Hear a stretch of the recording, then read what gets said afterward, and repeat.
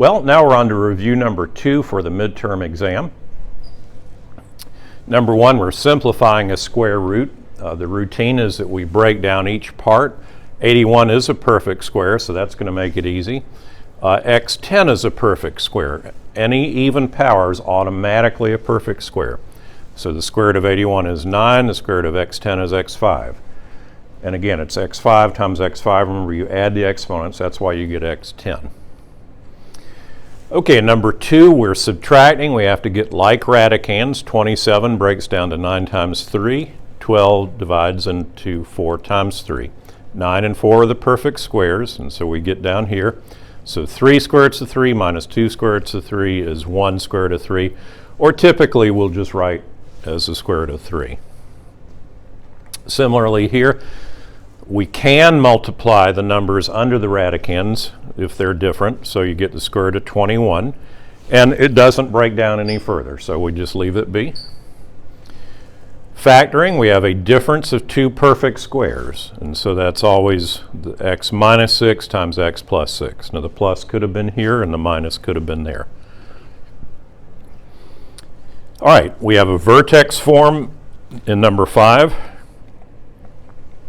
The x value is always the opposite sign of what's in here, so it's going to be a negative 4. The y value is what appears there as 6. Also, the negative 2 out front, just for your information, this is going to reflect, it's going to open downwards, and the 2 is going to make it stretch. It's going to be a skinnier parabola.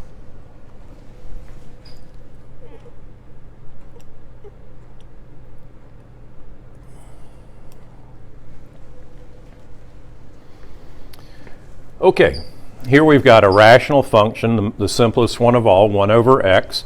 So you have a branch here and a branch there. Now, how are we going to do this thing? Okay, I guess that the shift has already occurred on this.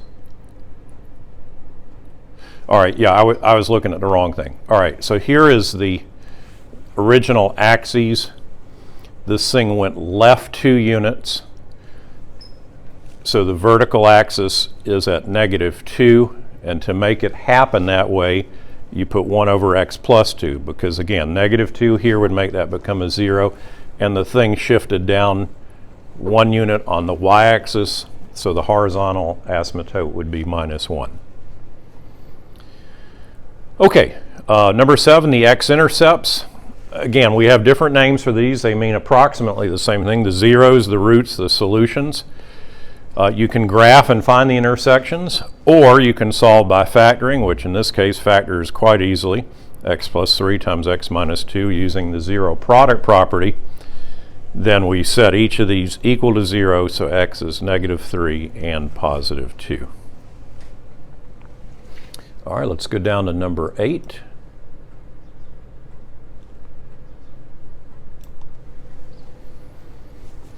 Okay, in number 8, we're dealing with the imaginary units. Keep in mind, if it is an even power, that's I to the 4th is the same as I squared times I squared. Well, what is I squared? Well, it's negative 1. So negative 1 times negative 1 turns out to be positive 1. Okay, so let's keep that in mind. I cubed, we're going to break it apart to be I squared times I. I squared is negative 1.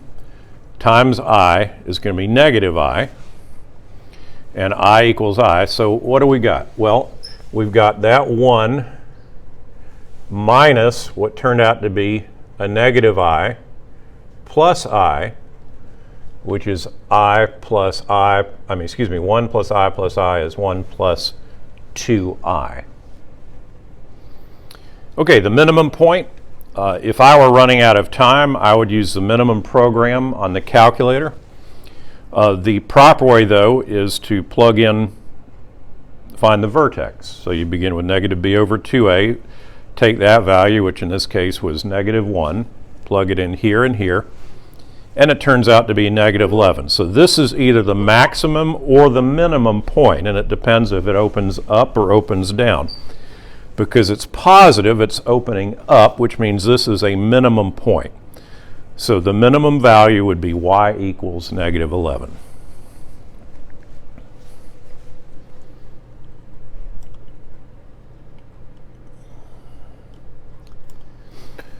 Alrighty, number 10, I changed the problem.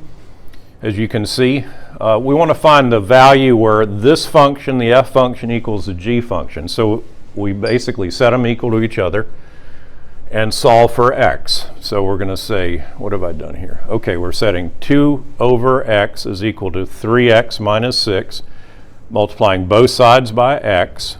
Those x's cancel out and we get 2.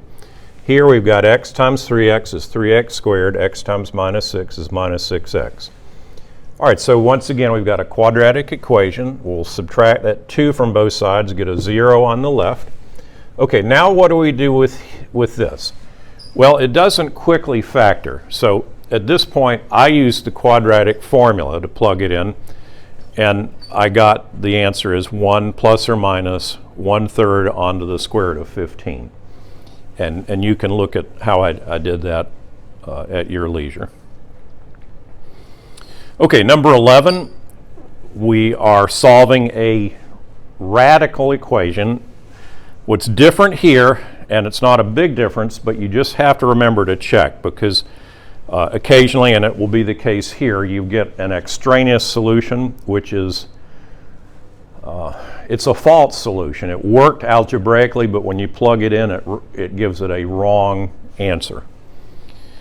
So we first subtracted 7 from the x, squared both sides. We got here, and remembering this is a binomial squared, so it's that binomial times that binomial. Let me see if I can raise this up a little bit here for the screen's sake. Not a whole lot. So we get x minus 1. We're now going to multiply these together, and we get x squared minus 14x plus 49. We're going to add 1 to both sides, and so we get here. Now it factors nicely, x minus 10 times x minus 5, because negative 10 times negative 5 is positive 50. Negative 10 plus negative 5 is negative 15. However, when you use the zero product property, set each equal to 0, we get x is 10 and x is equal to 5. But when you plug the 5 in back here, watch with me. Remember, there's a 5 here and a 5 here. So 5 minus 1 is 4. What's the square root of 4? 2. 2 plus 7 is 9. Does 9 equal 5? No, obviously it doesn't. So 5 is the extraneous solution. I believe 10 works. Let's try 10 here and here. 10 minus 1 is 9. Square root of 9 is 3. 3 plus 7 is, what am I doing? All right, 3 plus 7 is 10. Yes, 10 equals 10. And so that will be review sheet number 2.